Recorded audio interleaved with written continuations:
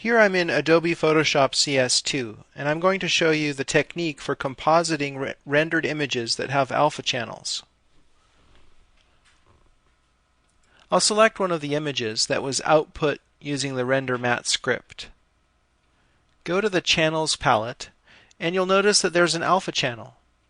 Select it, and then turn the alpha channel into a selection by clicking this button. Then go back to the color channels, switch to the Layers palette, and double-click on the background layer, and you'll get this dialog box. Click OK, and it will be a regular layer.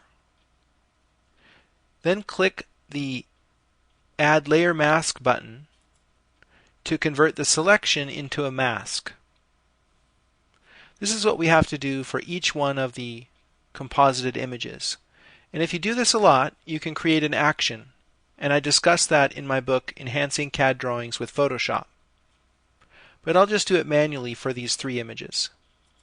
I'll select the next one, go to Channels, select the alpha channel and turn it into a selection, go back to the color channels, and then convert the background layer to a regular layer. This time I'll hold down Alt and double click on the layer.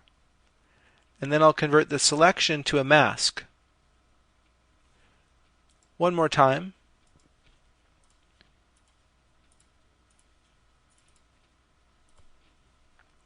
Okay, now to composite. Just use the Move tool, drag the layer into another one, and snap it into position.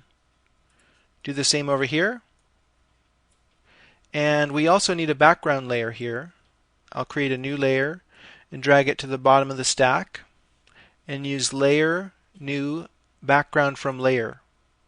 So now the rendering looks a lot like it might in the rendered frame window in 3ds Max.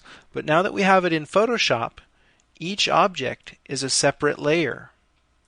And that gives us tremendous power in terms of being able to enhance these layers using Photoshop techniques.